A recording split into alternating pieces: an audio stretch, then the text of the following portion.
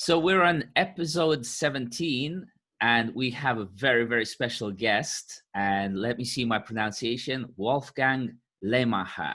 I'm a massive, massive fan of Michael Schumacher. So Lehmacher is very, very easy to pronounce. Wolfgang, thank you so much for joining us. It's my pleasure, Jason. It's good to speak to you again. Awesome. Thank you so much. And earlier this year, oh my God, what year it's been. We met in Davos and I spoke to you about the book that I'm writing, and you were kind enough to offer to preface it if necessary. And you gave me some very important moral support. Actually, that's kind of led to a lot of development this year for us around the design company, both book and philosophy, and this podcast actually. So it's magnificent to have you on with us. Just tell us a little bit about what you're up to these days, because you're a complex character. You've written a whole bunch of books about supply chain and some of the stuff around circular economy as well. But what consumes your time most of the time these days?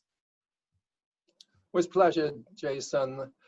And I'm loyal to my passions, in fact. So I'm a board member, an executive advisor, and a business angel. But that's the formal headline. I'm still working very much in the supply chain space. I have a portfolio of startups I'm supporting in their growth efforts and their current challenges during COVID-19.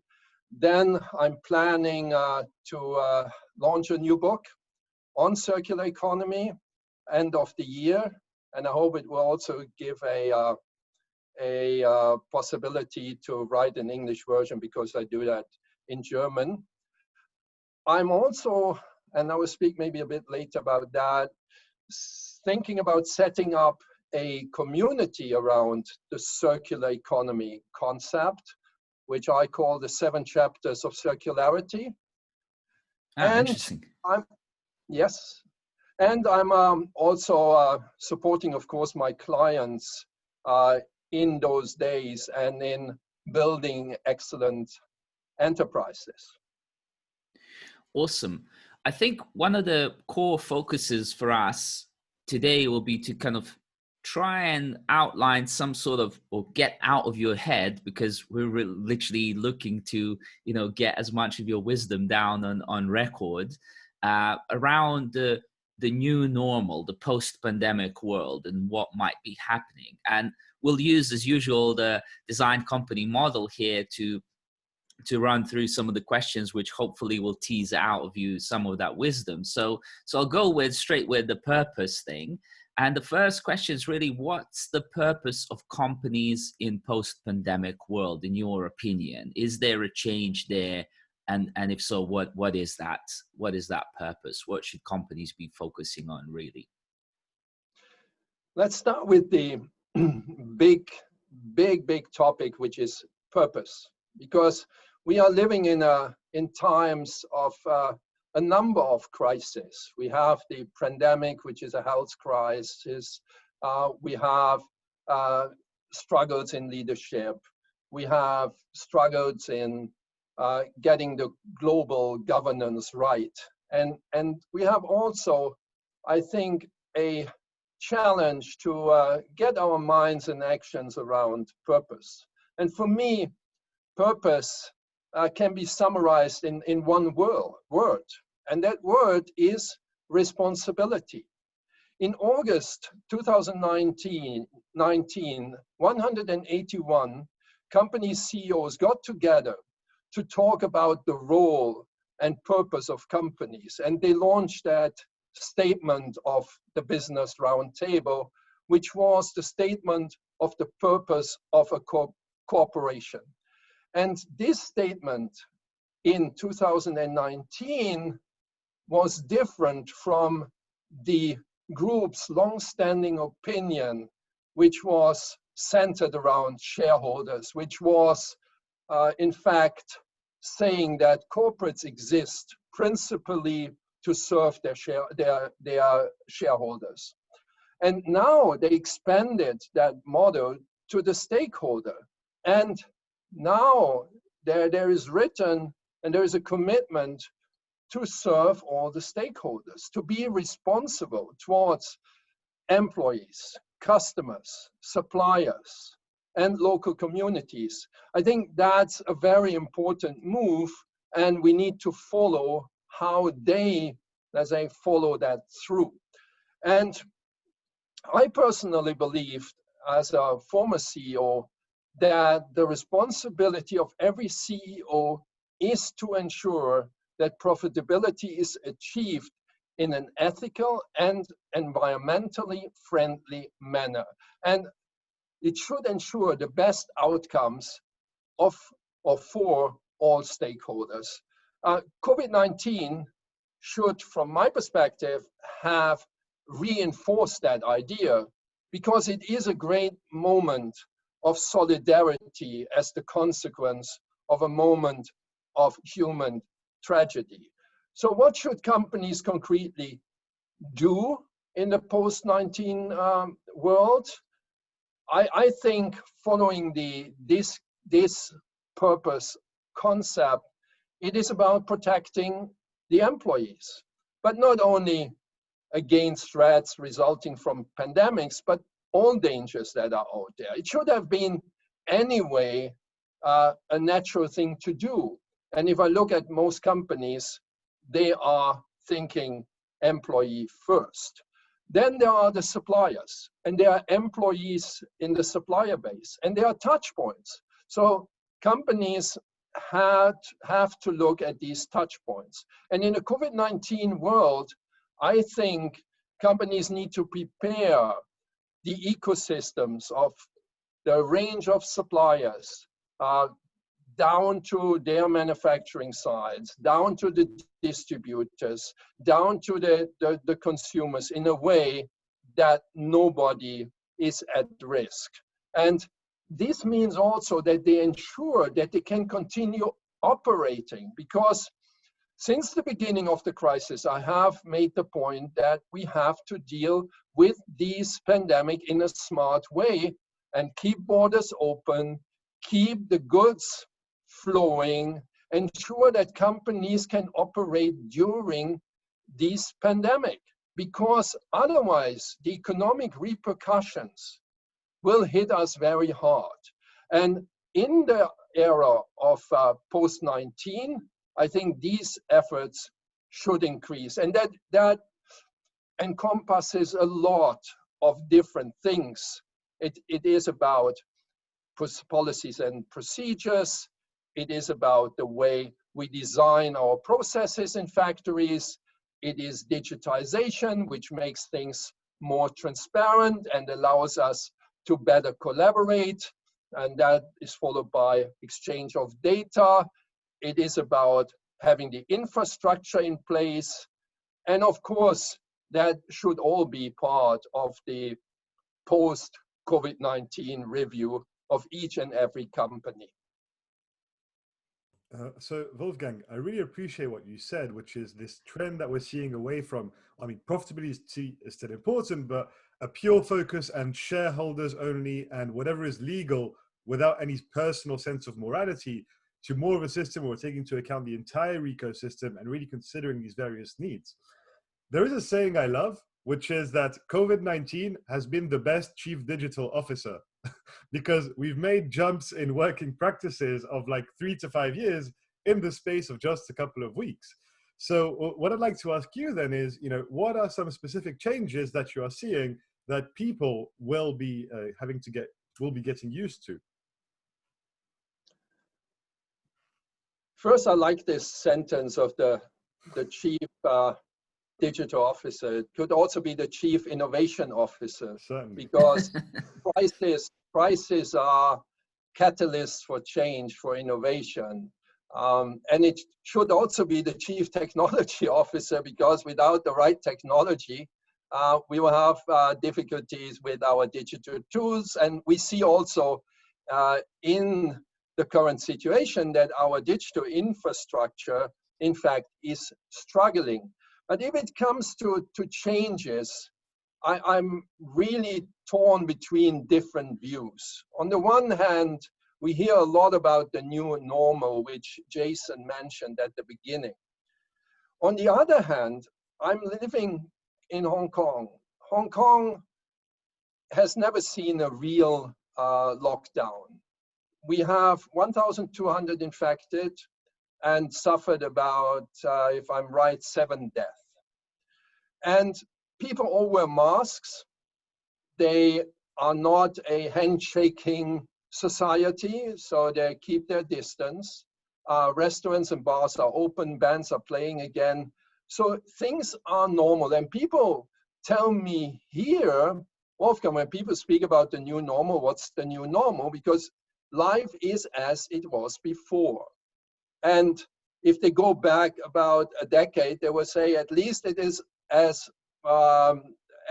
much a limited time as it was during SARS. But what I'm saying is it probably depends where people live and how the governments manage their situation. So there is no plain vanilla answer to that.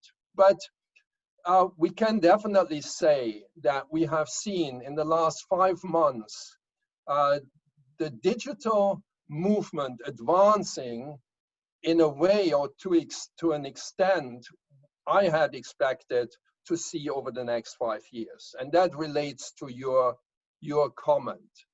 And when I think about that, what this entails is, for example, the working from home. Without digital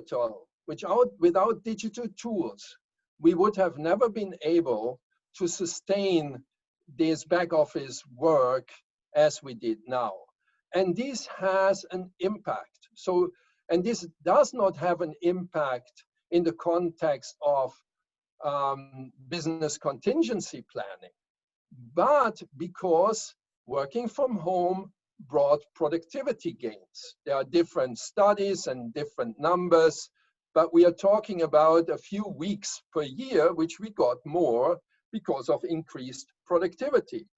And there is also that point of digital natives that like this work based on digital tool. There's also the fact that, and a Japanese studies found out, that 1 out of 4 who had now the experience of teleworking, they don't want to live in the cities anymore. They want to use that to stay remotely and move to the countryside.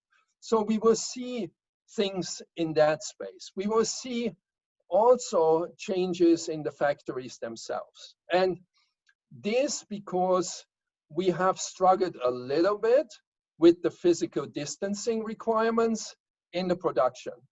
So what I heard from the companies I have been speaking to is that we lost 25% of productivity due to physical distancing in the factories. And this is just based on a few data points. There might be people who managed differently or at different circumstances with different results. But what we will see is probably we will see more computer vision, and computer vision, which is the combination of cameras and artificial intelligence, allows us to map and to understand the realities on the production lines. And this allows us to redesign our processes. And I think we will see that. We will also see an increase in automation.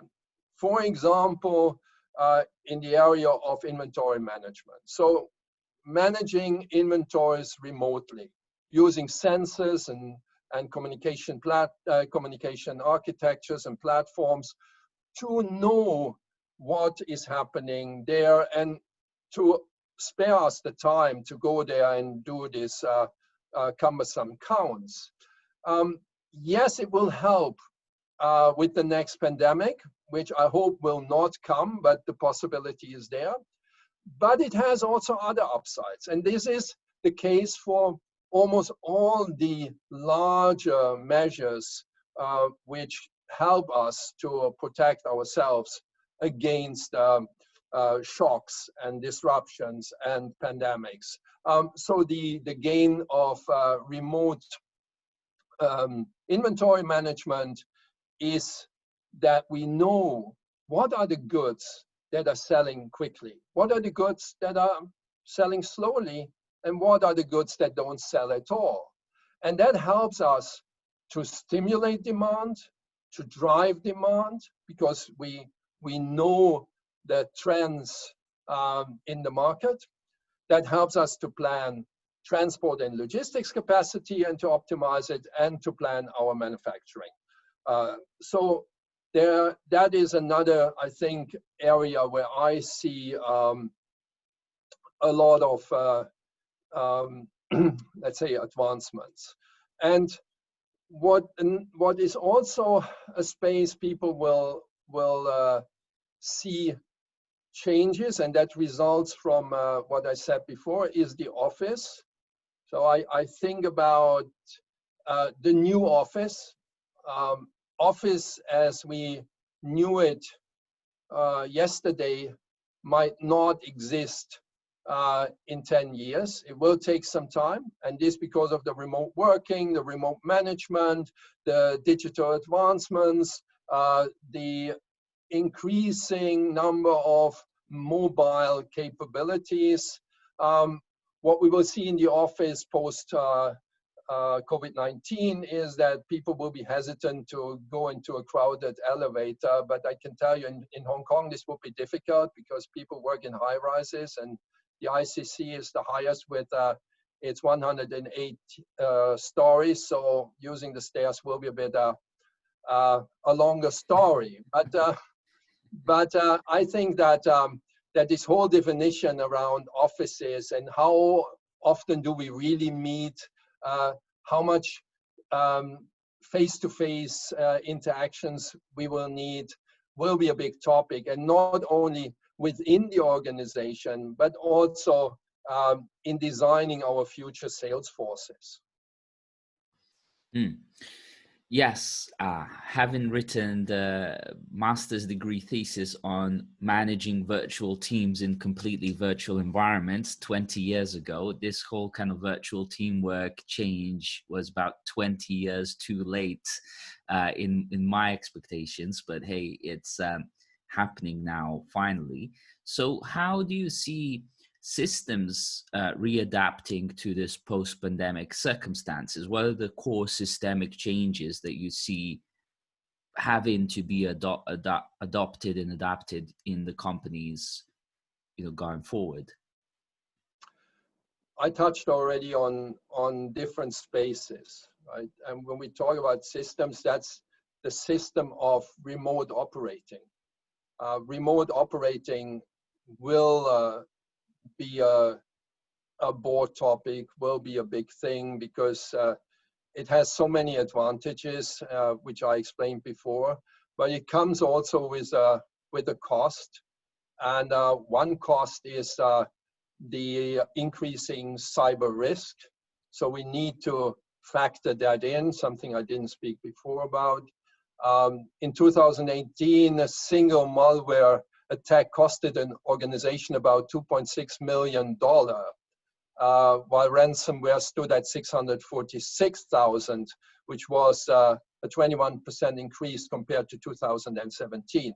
So the cyber risk is increasing, and it's much harder to protect a distributed digital architecture and environment than an office system. So, but that is a system, probably for me, the major systemic change. When it comes to operating systems, so what is in terms of the classical supply chain, from, let's say, I call it usually the process from design to repurposing, but here I'm thinking more about the real physical work of suppliers, assemblers, and the logistics part. We will see more remote work there as well, and remote controlling, but we will also see more transparency in that field. So there, the big change is not remote. The big change will be transparent, will be data, will be digitization at its best, which is the replica of everything which is happening in the physical world reproduced in the digital space. And we will see this materializing in fields like asset tracking, shipment monitoring, inventory monitoring, etc. So that will be a big part. Linked to this is the automation. Robots don't get infected, but also robotics was a trend before COVID-19. But we will see this whole space being much more transparent and automated in the future. A third system is more driven by the consumer behavior and consumer preferences, which is the system of e-commerce. COVID-19 has also been the best friend of the chief e-commerce officer, because online shopping was for many the only way to get their supplies. And I remember when I traveled a bit during the COVID-19 times and came back to Hong Kong, and they asked me to do my self-quarantine. I asked the first time, I said, and how do I get my food? And they said, it's very simple, online. And this is the biggest story on online, is to get the things you need. But in general, I think that when I talked about this 5-year leap we made, many people who were not very keen to use online services had now no choice. And I also see from many reactions that people like it. So whatever company you may be, you may run, it is to be reviewed in light of the future is e-commerce. And what does that mean for my operating system? What does it mean for my customer interfaces? What does that mean for my products, my value propositions, etc., etc.? So that's another system. And if you want to call it a system, but I think the immune system, usually I use this in a different context, but here I talk about the immune system of a company, of a society, of an economy, to in fact help you to continue operating during such a crisis will be impacted. So contingency planning, constant monitoring, 24/7 supplier monitoring, data and analytics, all in the context of ensuring that a company can absorb whatever shock may occur. This could be a natural disaster, this could be a strike, this could be a man-made disaster, this could be a pandemic. So just one sort of subset question around the systems is, and it's, you mentioned immune system, but what about this sort of cognition system for the company, where, you know, if a company has, let's say, 1,000 employees and they're all predominantly or all of them are working virtually, there isn't really a sense of that kind of what we called, when I was writing the master's degree thesis, water cooler moments, where people stand around and just chit chat to each other and exchange ideas in a free flowing way. So with the designed company software, what we've done is created software that constantly polls all the employees in the company to ask them, what do they think are the ways in which system can be improved, what can be done for people, how we can grow, how can we save some money for the company, and so on. What do you see in that realm of that sort of cognition system for the company that can get the actual ideas and thoughts from employees? Do you see any movements there? I believe we need some innovation in that space. I see currently companies wrestling with that question.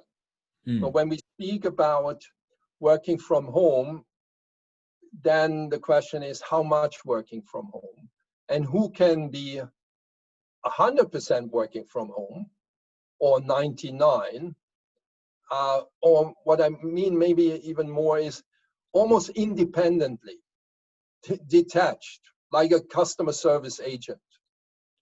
I think he is pulled in probably in the moment you mentioned to remind him that he can suggest some improvements and gives a feedback, etc. But that's a function which can be operate very autonomous, like an accountant, the same thing. And of course, with these functions, we have another challenge that because they are so standardized, an accountant and a customer service, that a lot of that will be robotized. But I think that what I'm describing here is the discussion we will have, the discussion around not only the role, but where that role sits within the new office context and definition. And with that comes the traditional challenge, which is the leadership challenge, because I don't believe that it's that much a situational or technological challenge, but a leadership challenge. Those leaders who manage to bond with their teams and who like bonding with their teams and bonding in a productive way, right? In a creative way, in an innovative way. I think they will be able to find, in whatever context you give them, a way to run that team successfully. But I think it is a topic to work on, and maybe you should write a new book on this. Well, you'll be glad to know the Design Company book is all about this. Nice one. So I'd actually like to bounce off of that. Wolfgang, you've mentioned a number of areas, right? And I love kind of the overview and the breadth of expertise you have, so data analysis, commoditization of labor, robotization. You mentioned something about leaders, right? So leaders, being able to adapt whatever the circumstances are. A lot of what I've seen when we talk about innovation, and this leads into the next question, is not really so much innovation as it is just taking things we already do and just doing them online. But actually, if you look at like the distribution of technology, of access to digital tools, so I'll give you an example. Right now, we're opening up a significant African country, and I'm able to do that via WhatsApp. Like I can do it for 1/10,000th of the capital cost that a corporate might invest to get into that country, right? So what I want to ask you is, now that we're in this new paradigm, now that we're in 2020, that digital is everywhere, what kind of innovations can we actually see? And when I say innovations, I mean really saying, okay, let's take everything from first principles, let's take all the people, tools, systems, and then let's do things in a completely new way, not for the novelty factor, but because there's a new paradigm and a new 10x better way to do things. And I do understand that in some areas, traditions are very good and they're very useful to have. But I'm saying, are there particular areas where we can really just like move to a significantly new level? It's a good question, and it builds on what we discussed before. First, I would like to react to the example you just presented. This is the setup of something far away remotely. It's a very intriguing idea, and possibly it works. What we don't know is what will happen along the way. So I have been in the area of building partnerships for a long part of my life, and we made our judgment call based on personal contact, based on off-the-record conversations, informal conversations. They are also possible in the new environment, but I think it's a bit harder to do so. So there is a filtering out, which reduces our sensing capability. So there is clearly innovative potential in the area I mentioned before, the new office, the totally new office. Virtual offices, virtual workplaces, the idea is with us for a long time, but now we really have them. And then we have the redefinition of our homes or wherever we want to be. And that's a new space where we innovate as employees, as citizens, as consumers. So I see that as the major space of innovation. And this is new. For me, innovation is something new, something that works, and something that is implemented. So, and this all holds water when we talk about the new life at home. And I have to say that I have never been in my life that much as home as today. Then where I see the innovation which is needed and which is unfortunately often lagging is that leadership innovation. So what leadership tools do we need to navigate that new world? And I haven't heard even about that debate. It is as often just forgotten. The people are sent home, they are left on their own, they find their way, and we are not really thinking about what does that mean for leadership? What does my stakeholder approach to leadership and to purpose, what does that mean? How does that translate into how I manage the people? Because the people at home have new challenges. Some suffer mental challenges. Others suffer workload challenges. The gain in productivity comes with a drain for the employees, right?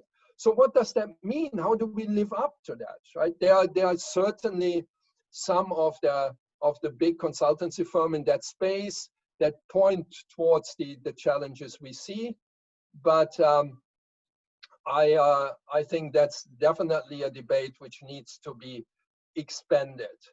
And innovation, you could also think about innovation in the way societies are built. It's not all about companies. When I spoke about the Japanese study, this could be the first time where we really can move people out of the urban areas. We know that urbanization is probably the mega trend of the last 100 years.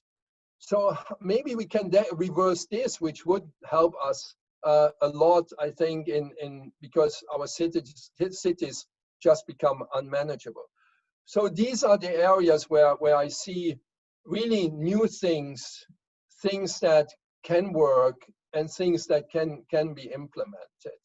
In terms of the supply chain, which is my passion, the biggest innovation which we need there is the data integration.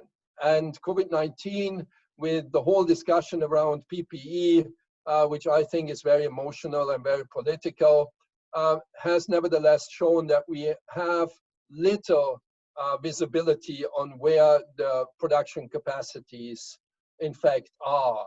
And we could also see innovation in the contingency planning space where people say, why don't we build a global digital marketplace for essential goods so that everybody can post what he has or she has and people can pick it up where they need it.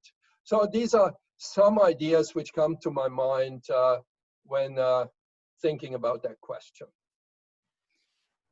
Right. So we move on to products, and similarly thinking, and one of the things that you mentioned here was around engagement between people, and effectively the fact that when we're talking like this through the screen, so to speak, a lot of the stuff is screened off. Okay. And then how do we create that contact and that rapport with other people, the bond, as you said? We kind of have to turn into Mr. James Bond 007 to really understand what people are thinking and how they're feeling and what their well-being is. But so how do you see product design evolving to cater to the new world? And perhaps we can, slant this a little bit here to focus perhaps on some of the well-being aspects of the employees and customers, considering that people will have a lot less physical touch going forward, it looks like. Yeah, and it's of course the continuation of what we have spoken about before, because we need products that are fit for this new definition of home, the working from home. And I feel already that I'm a bit repetitive, but it's just logical that products need to be defined in a way that they protect the consumer and help them to be productive and happy in the new environment.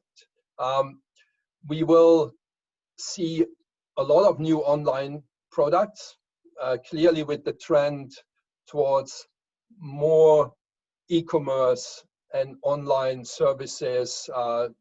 There it will be a space which will see a lot of innovation.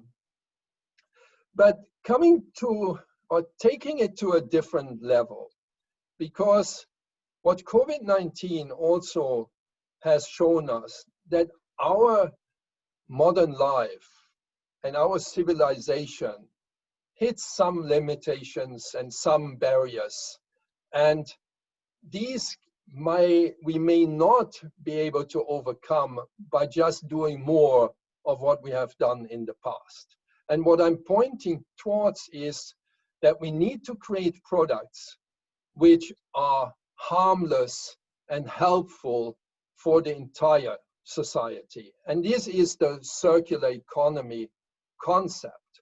So I think that this is a moment to switch gears and to make circular economy, which is not a well understood concept, in fact. So which is the concept of building products which can be, at the end of every use cycle, be reused, either as a product or as a part or particle, without creating any or little harm to us and the planet. And that means we need to be educated in the materials we use, in how we stick the materials together. Because very often the materials are not harmful, but the glue we are using is. And even though we were able to reuse the parts, we cannot, because they are stick together and became toxic. So it is a real design question, a design of a new type of products, but also the design of a new way of manufacturing, because we are creating harm in manufacturing itself. And it includes, of course, decarbonization of the supply chain. So I think that the design effort should go into that point, and based on the idea that we are facing the sixth extinction, and the collapse of biodiversity in fact increased the likelihood of zoonotic viruses to make the leap. So we need to see that context and then take that into our design thinking and design work. Fair enough. So Wolfgang, you're mentioning then we really need to reconsider how we design our products, how we approach things we're introducing. And I love this very simple, but I think holistic definition of circular economy, which is building and consuming stuff that then goes back into the system, instead of just this one-way destruction of our natural resources. So let's just move on to the next theme, money, right? And in that respect, what do you think are the money matters which we really need to take care of? And in particular, in terms of investing and funding companies that will help us deal with this new product and economic paradigm? Yeah, first I like your comment on system. Bring it back into the system. And current systems are also not ready to to take it back. It's about 9% of all what we take out and use, we bring back. So that's very little. There's a lot of waste. So in fact, the new product is the new system, and that makes it a bit complex. But as with everything, we have to build it step by step. So when I think about the money matter and see that responsibility and see the opportunity also to build a new economy, then my only wish is that the capital which we mobilize now is steered into a sustainable direction, which means that we use COVID-19 as the juncture, as the new beginning to build a different economy. And I see this happening in some countries. So I see it happening with the rescue package in France for KLM France, which is about 7 billion from the French side and 3 billion from the Dutch side.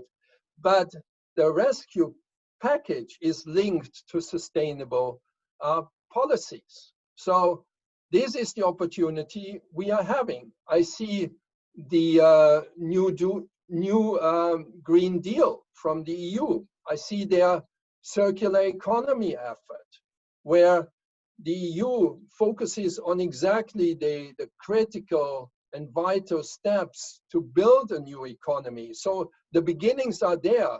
I hope that we have the same acceleration we see in the digital space, also in the circular economy space, which could in fact be the 5th industrial revolution, something I was very much thinking about in the last 5 months. And it is in fact building on, to a certain extent, on the 4th industrial revolution. The 4th industrial revolution is about the convergence of technology. It's about the accelerated development of technologies, which then result in more and more highly sophisticated, highly performant bundles of solutions. And there is a vision in me which says that if we are able to dematerialize and decouple ourselves from a large part of the physical world, the physical economy, and put that into the digital space, then that's a good thing. We have to solve the energy challenge, so use renewable energy. But if we replace the use of physical resources with the use of digital products, I think we can spare the planet a lot of pain. So what that means in practical terms is we can replace the visit to the bank, where we have to go, where we have to use our car, a public transport, by e-banking. We can replace the walk to the shopping mall or the drive to the shopping mall by e-commerce, provided then we can optimize the delivery at home. We can replace the experience of tourism, at least to a certain extent, by virtual journeys. And I think the whole gaming trend shows that that's definitely an option. I still believe that meeting people, and I'm saying that not to come across as the digital only guy, but I believe that people have to meet, that people have to interact, that people have to travel, otherwise we will not be able to maintain world peace. It's a belief I have.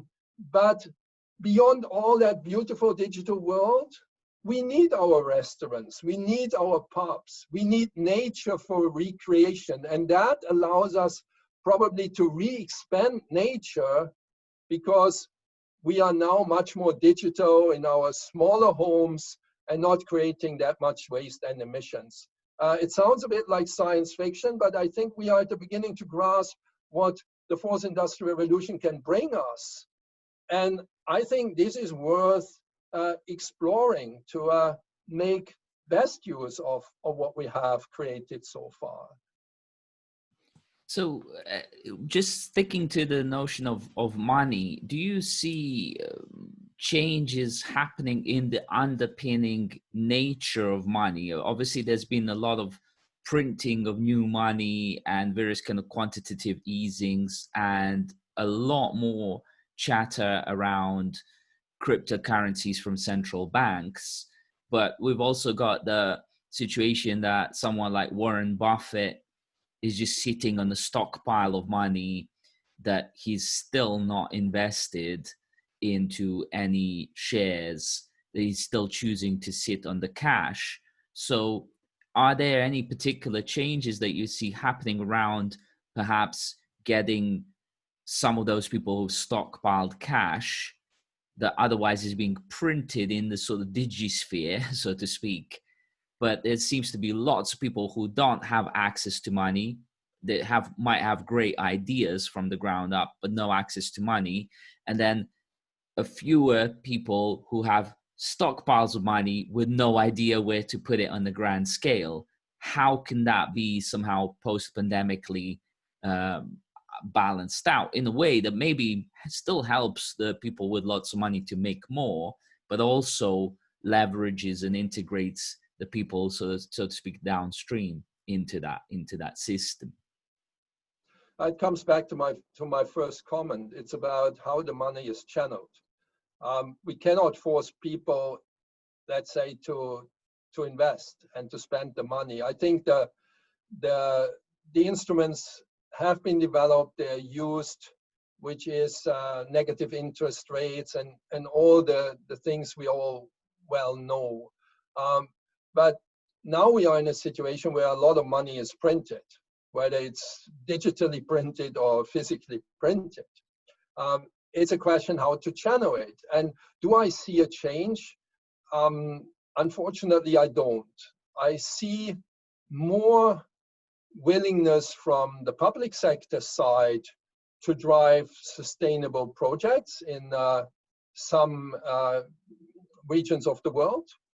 But as an entrepreneur, as a business angel, I have to say it's very, very hard to get any kind of funding. So we are able to survive. We do what we have to do.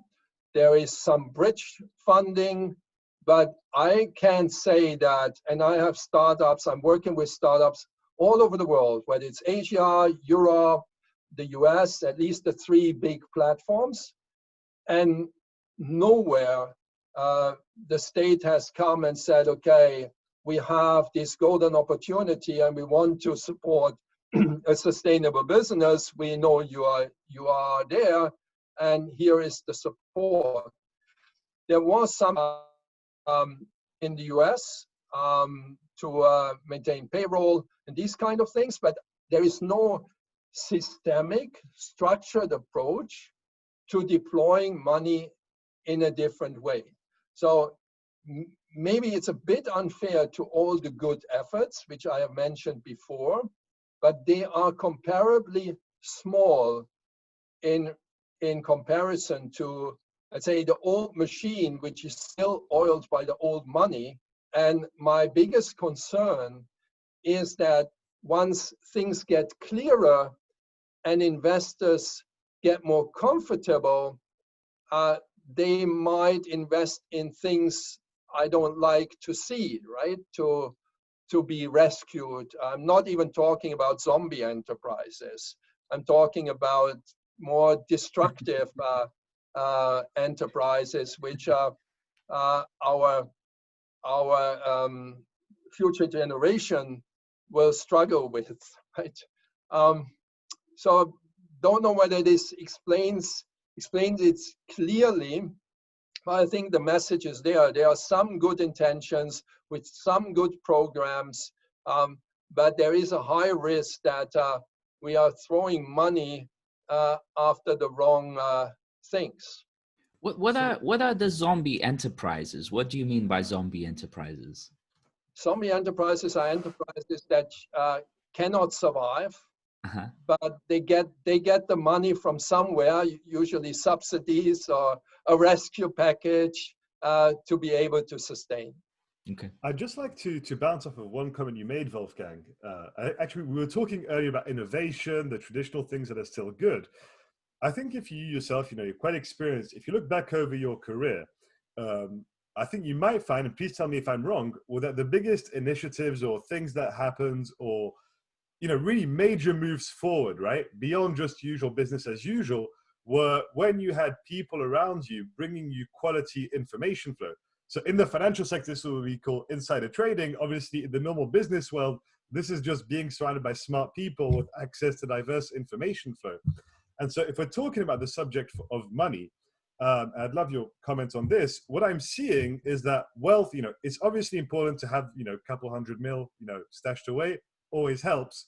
But I think if we're really looking at wealth now in 2020, it really is about the quantity and quality and curation of information flow that's coming to you, not just from systems and software, but from the people around you. So, I mean, I look at it right now, right? Like this is a, shitty phone, whatever. What's quite interesting is that on this phone, in one day, I'm speaking with people in like 4 different continents and getting this information flow and like doing things that other people my age who are maybe making 100K in investment bank or in consulting, but not having that same information flow. And so for me, really, what I'm seeing as wealth in this new age is this ability to connect with people, have this private intel ahead of the market, and then take action on that in agile fashion. And I think that's what the real asset is over like cars or house or like a big ass office. Although it's quite nice, obviously. Anyway, that's my idea on the area. I'd love to hear your thoughts. My thought, some immediate reactions. Absolutely. This is amazing and makes market entries, makes disruption, makes growth, everything possible. Nevertheless, you need a base capitalization to run, and even to get that is hard. And good innovations eat also a good chunk of money. So especially when you talk about assets. SaaS might be a bit of a different story. Nevertheless, you need probably some good engineers, data scientists, etc. And they need also to make a living. So absolutely, there is a very dry reality behind that. Another thing which comes to my mind when I hear this, and I believe in the world of abundance. So I'm not a believer in limitations. I can't agree more to your vision. I have everything I need. And you spoke about the groundbreaking innovations.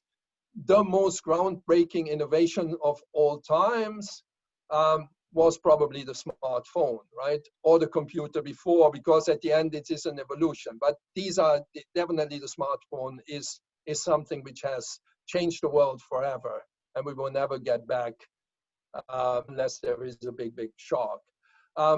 So that's something. Another point I want to raise here, and that's a bit more just an alert, that 50% of the world population has no access to the internet. That means the one side is dashing ahead in a way we have never seen in human history, whereas the other half has not even a chance to participate and an idea of what is happening. So that's also, I think, a point of responsibility. So if we talk about responsibility and leadership, I think the responsibility is to work and to eliminate that, work on and eliminate that divide. And this is one of the key objectives. The global governance community, which in fact is now non-existing, right? We are in a multilateral world, and we should come back to a much more collaborative layer, at least at the top. But that is the mission they would have. We need to eliminate that divide, and we need to drive digitization, because that will have so many positive side effects and give so much room also for entrepreneurship, for innovation, for new products, for growth, etc. Okay, so we come to the growth section, and there's a circular nature to this model here, that we start with purpose, go through people, systems, innovation, products, money, growth, and it goes back into people. But how can companies grow in the post-pandemic world, and perhaps tell us about the kind of opportunities that you are yourself getting involved with and maybe investing into, based of course on your experience, insight, and thinking really going forward. I like that idea that we are now back to people. Mm-hmm. And when I think about growth, what makes growth happen, it's only people. There is no growth without people. There is no Mm-hmm. growth Yeah. without great ideas. There is no growth without discipline. And this all is around people and great teams. And that's in fact the ultimate capital we are having on this planet, is the capabilities of the people, our own capabilities. And put that at service, put that in the context of global responsibility. But to be much more practical and based on my experiences, there are two things which helps you to grow. The one is operational excellence. So be better than anybody else. So if you make ice cream, make the best time. If you're a delivery company, be on time all the time, in full, right? And you can get close to that. And the second one is innovation, because what makes you growing today might not make you grow tomorrow. So this is a very simple concept I have in mind. So I have a few very simple concepts which help me to navigate my life of business, which was demand and supply, and which was operational excellence and innovation. And to elaborate a bit on innovation, what always strikes me is what this acceleration we spoke about brings in terms of challenges as well. In 1958, the average lifespan of the companies listed in Standard and Poor's 500 was 61 years. And you have probably heard that. You did probably hear that before. And today that number is down to 18. From 61 years to 18 years average lifespan. There are studies which say that if you take all companies, the average life is around 10 years before a company is acquired, merged, or liquidated. So if you want to survive in that environment, don't be average, but be innovative as a conclusion on this. What are the businesses I'm investing in? I go with my passion. So if I meet great people, that in my view are capable to do great things, that's already a good beginning. Then there is, what is this business about? What does it do in the context of, let's say, my responsibility? Will it improve visibility in supply chain? Will it reduce plastic waste? Will it help the fashion industry to become more sustainable and more circular? And these are very concrete companies I'm talking about here, which are the companies I'm working with. Or is there a new transportation mode out there which helps us to be faster, safer, and cleaner?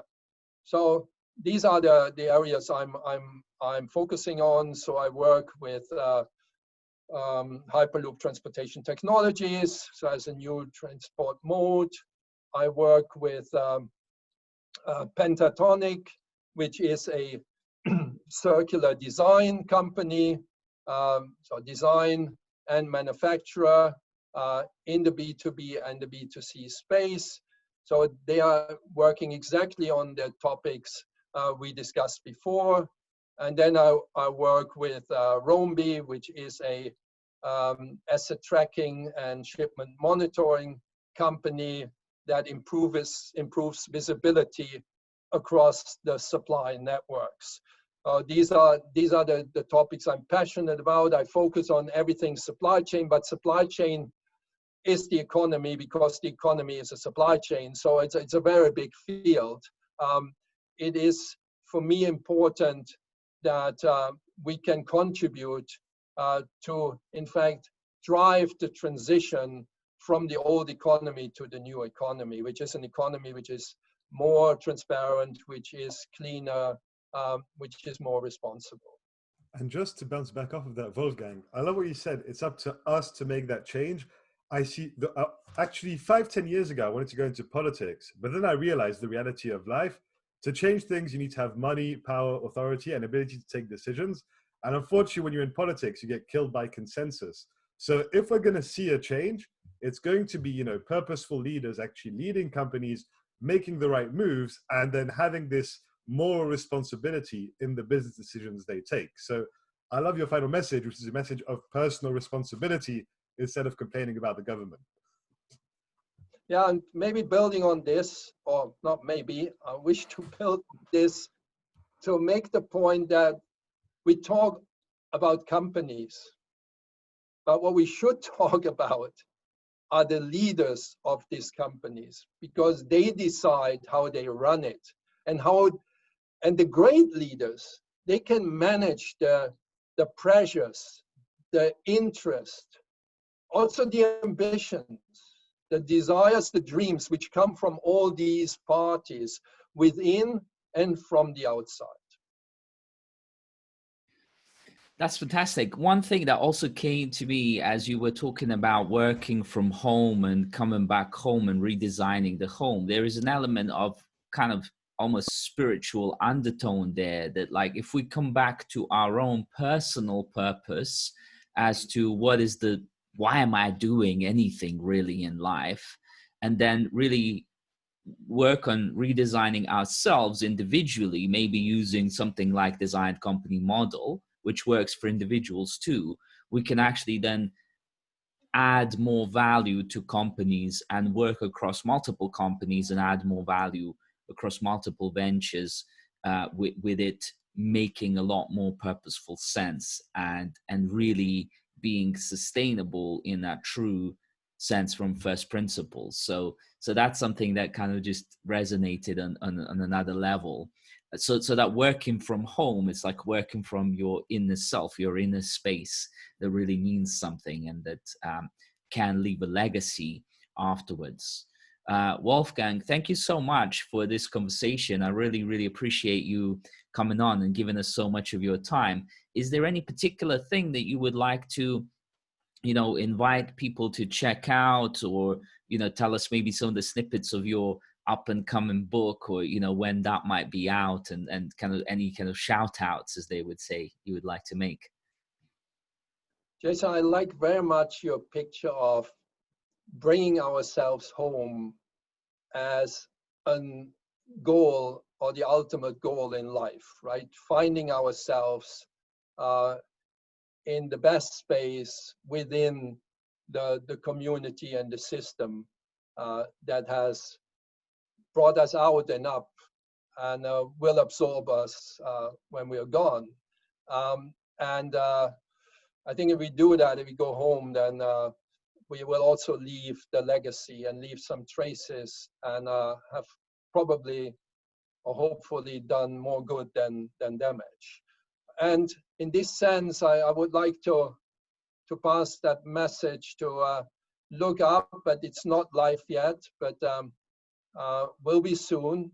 I would like to launch it on the 7th of July. It will be a soft launch, but that's the moment where the 7 chapters of circularity come to life, which is the community of like-minded people around the concept of a regenerative economy and society. And the book, in fact, is also about that. And as a final anecdote, I did not have in mind to create a community. But when I was sitting there and thinking about the book, I said, oh, it's another book. I've contributed to 10 and wrote over 100 articles. And I think I contributed in some way. But when also the person who helps me with this said, what about influencers and should we talk to them? And then I said, why don't we create a community and a community of impact and see whether we get some traction there? So that's the final message, is that there is something out, but as I think every one of us can contribute in one way. You can join the community, but you can also launch your own community and follow your own passion and drive your own enterprise and your own dream. There you go. You said it. I mean, I will just add one final thing about what you said, Wolfgang. You know, I really appreciate the fact that you've not just written a book, but you're also mobilizing a community and having people that are actually doing real world impactful things, right? Because here in France, we have an unfortunate problem where the only people you see in media that are people that have written a book, that have some sort of authority, but the only thing they do is talk and complain. So I really have a lot of respect for people that not just like take the time to write the book, but then go out and actually, you know, mobilize economic powers and community to have a real world impact. Because, you know, life is not going to move forward with a bunch of intellectuals having a debate on TV2. Mohammed, but in the defense of the intellectual, it took me also some decades to get to that point. Yeah. No, I'm sure there's some very good ones amongst them. I'm just talking about a very French problem, but you know, you do need people from all sides of the table. As Jason likes to say, you know, philosophy without action is useless, and action without philosophy is dangerous. So we need a balance between those two. Yeah. I'm really looking forward, Wolfgang, to both that launch in 7th of July, as well as the book and kind of new things that you're going to be bringing out. Let's keep in touch, and thank you so much for joining the podcast and you know, being in our circle. Thank you, Jason, for guiding me through that very very exciting, interesting conversation. Thank you so much. All the best.